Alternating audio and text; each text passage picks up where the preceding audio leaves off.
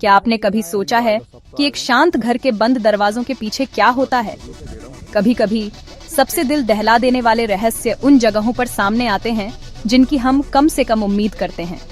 ये कहानी मध्य प्रदेश के डिंडोरी जिले की है, जहां एक आम शाम एक जीती जागती रात में बदल गई।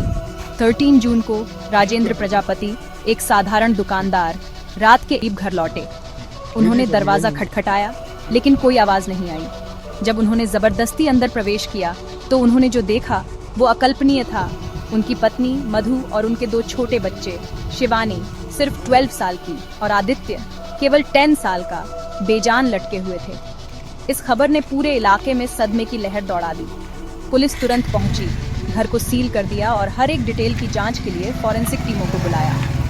अभी जवाबों से ज्यादा सवाल हैं। लोकल पुलिस का कहना है कि ये आत्महत्या हो सकती है, लेकिन जांच अभी भी चल रही है।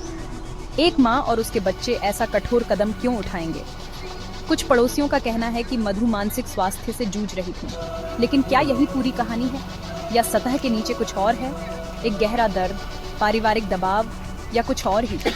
जैसे जैसे फॉरेंसिक टीम काम कर रही है और समुदाय शोक मना रहा है, मैं मानसिक स्वास्थ्य के महत्व, कई लोगों के सामने आने वाले शांत संघर्षों और त्रासदी होने से पहले एक दूसरे का समर्थन करने की जरूरत के बारे में सोचे बिना नहीं रह पाता।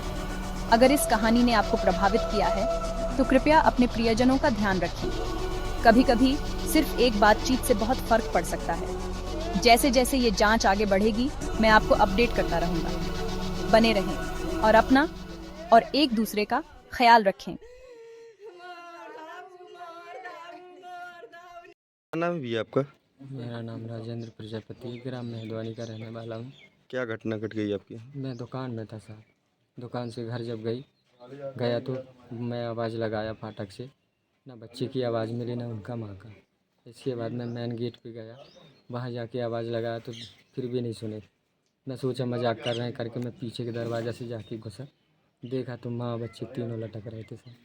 इसके बाद मैं दरवाज़ा सामने का खोल के और चिल्लाया। चिल्लाने के बाद सब लोग पब्लिक वहाँ इकट्ठे हुए, देखे हैं।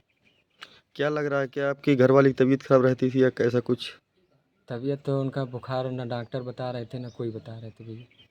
बस वो अपने से बना रही थी कि मेरे को नींद नहीं लगता, भूख नहीं लगता बस। और जब चाहे मतलब सुबह से लेके 12 बजे तक हाथ पैर में दर्द बताती थी, बाकी टाइम में सही हो जाती थी। कितने बच्चे थे आपके? मेरे 2 बच्चे थे सर। बेटा बेटी? बेटा बेटी थे। पढ़ते थे, क्या करते थे? पढ़ती थी। शादी कब हुई थी आपकी?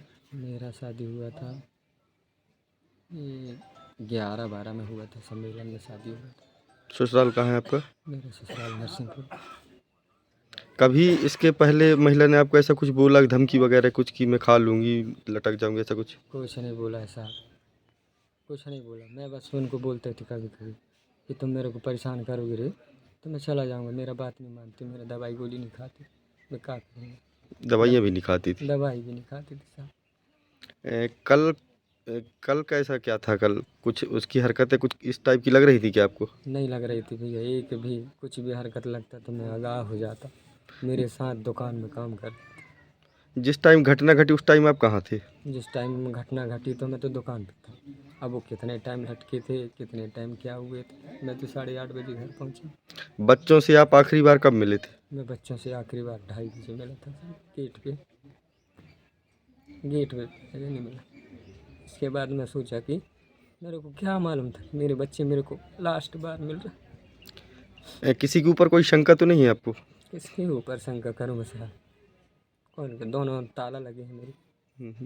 आजू बाजू का कहीं मेरे को देखने नहीं दिया। कहीं टूटा फूटा हो तो अब ऊपर वाले जाने, मेरे साथ जो किए हैं या हुआ है ऊपर वाला करा है उसको, अब वही लोग देखेंगे। अभी आप इसमें हम लोग कल ऐसे ही मैं घर के सामने बैठे थे, मैं और पंडित जी चर्चा कर रहे थे। तो अचानक यहाँ आवाज़ आई कि क्या कर डाले, क्या कर डाले, खूब मतलब हल्ला हुआ। हम लोग दौड़ के आए, पूरे मोहल्ला आगे इकट्ठा हो गया। तो आके जब देखे कि दोनों बच्चे और उनकी माँ वो खंडा में झूले हुए थे, तो उनका जो पति से हम लोगों ने पूछताछ किया, पुलिस टीम भी आई मेहरबान, उनको हमने बुलाया कि आके देखिए ऐसा सी घटना घट गई यहाँ पर। तो यहाँ मौके पर पुलिस भी आ गई, तुरंत आई, और फिर हमने प्राथमिक जो कार्रवाई वो करते हुए जब उनसे हम लोगों ने बातचीत किया तो बोला कि भैया हम दुकान खोले थे, दुकान पर ठेला लगाते हैं, चाट ठेला। तो वो क्या हुआ कि जैसे ही 3 बजे तक दोनों मियाँ भी काम किए थे, वो 3 बजे यहाँ आ गई थी। तो मैं 8 बजे आया, देखो क्यों खपाटा रहा, तो सोचा कि कोई आजू बाजू गए होंगे। तो मैंने आवाज़ दी तो वह पक्का वाला जो मकान है उसके टीवी की आवाज़ आ रही थी और दरवाजे को लॉक किया, दरवाज़ा अंदर से लॉक था। फिर ये बताया कि मैं पीछे गया, पीछे से मैंने जब देखा तो जो उनकी पत्नी थी वो दीवार से सटिया से खड़ी थी, बाहर निकला हुआ था। तो लात मार के दरवाजा तोड़ा है, वो अंदर जाके देखता है तो तीनों बच्चे जो मतलब तीनों बच्चे और उनकी माँ फंडे में झूले हुए। क्या लगता है आपको? अब इसमें तो ये लगता है कि जो महिला है वो कुछ मानसिक टेंशन को लेकर के चल रही थी और इनके बीच में कोई ऐसा वाद विवाद की जानकारी अपने को नहीं, क्योंकि मतलब वाद विवाद हुआ हो ऐसा कुछ नहीं, और मोहल्ले में भी ऐसा कुछ नहीं था कि वाद विवाद चल रहा हो। हालांकि 3-4 महीने से वो महिला कुछ परेशान लग रही थी मुझे, कुछ मानसिक हालत उसकी ठीक ठाक नहीं थी। तो ये गुनिया पंडा ओझा इधर उधर कर रहे थे लोग, झाड़ फूँक भी कराई? हाँ, झाड़ फूँक भी कराए हैं ये। और मैंने उस लड़के से बात किया था, तो बोले भैया मेरे जितना बना है उतना मैंने टेस्ट कराई और टेस्ट में सब नेगेटिव आया। तो ये घटनाक्रम कैसे हो गया, कैसे उसको अंजाम दे दिया उसने, कि क्या परेशानी थी? मतलब परेशानी का ज़्यादा जानकारी तो अपने को है नहीं, यही है कि वो मानसिक जो थोड़ा सा वो। क्या नाम रखते हैं? मेरा नाम गुलाब भवेदी है, मैं इस पंचायत का वार्ड नंबर 3 का पंच हूँ और मेरी पत्नी जो है वो सरपंच है इस पंचायत की।